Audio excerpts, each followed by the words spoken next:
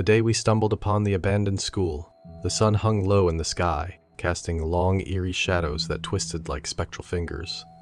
We weren't looking for trouble, just a bit of adventure to break the monotony of our summer break. My siblings, Lisa, Jack, and I, had no idea that our idle curiosity would lead us into a nightmare. The school loomed before us, a dilapidated relic of a time long gone. Vines crawled up the crumbling walls, and the windows were shattered, giving it the appearance of a skull with hollow eye sockets. As we approached, the temperature seemed to drop, a chill creeping into our bones despite the summer heat. Lisa, the eldest at 16, was the first to cross the threshold. Her confidence often belied her nerves of steel. Jack, 13 and always eager to prove himself, followed close behind. I, at 12, was the last, my heart hammering in my chest as the heavy wooden door groaned open. The air inside was stale, tinged with mold and decay. Every footstep echoed ominously through the empty hallways, the sound bouncing off the cracked tiles and peeling paint. The school felt like a place where time had stopped, frozen in the moments of its abandonment. Old desks were overturned, textbooks lay scattered and forgotten, and faded posters hung limply on the walls. We wandered deeper into the building, the oppressive silence pressing in on us. It wasn't long before we found the first sign that something was terribly wrong. In one of the classrooms, a child's voice whispered, so faint it was almost indistinguishable from the wind. We froze, straining our ears. The voice came again, a soft, mournful cry. Lisa exchanged a glance with us, her expression a mix of curiosity and unease. "Did you hear that?" she asked, her voice barely above a whisper. Jack nodded, his eyes wide with excitement and fear. We followed the sound down the hallway, our footsteps now cautious and slow. The whispers grew louder, more insistent, until they led us to a door at the end of the hall. It was slightly ajar, and through the crack, we could see a dim light flickering inside.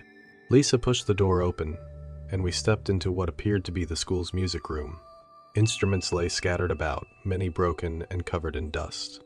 But the source of the light was what drew our attention, a small, flickering candle on the teacher's desk, surrounded by old photographs of children. As we approached, the candle's flame flickered violently, as if disturbed by an invisible breath.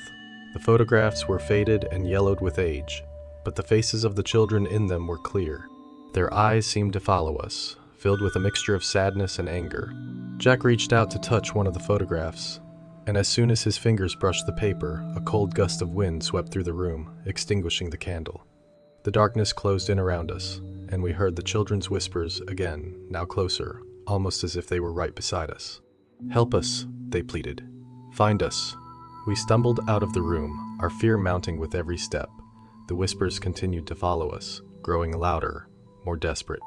It felt as though the walls themselves were closing in, the building becoming a labyrinth of shadows and despair. As we turned a corner, we came face to face with a figure that made our blood run cold. A young girl stood in the hallway, her dress torn and dirty, her eyes hollow and lifeless. She stared at us, her mouth moving soundlessly.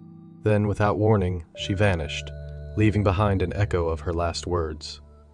"Find us." Lisa took charge, leading us towards what we hoped was the exit. But the school had other plans. The hallways twisted and turned, leading us in circles, always back to the same spot. Panic set in, and Jack began to cry, his sobs echoing through the empty corridors.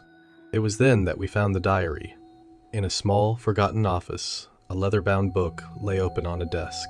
The pages were filled with the cramped, hurried handwriting of a child. As Lisa read aloud, we learned the tragic history of the school. Years ago, a fire had broken out, trapping the children inside. Many had perished in the flames, their bodies never recovered. The diary belonged to one of the victims, a girl named Emily who had documented the horrors of that fateful day. Her final entry was a plea for help, a desperate cry for someone to find their remains and lay their spirits to rest.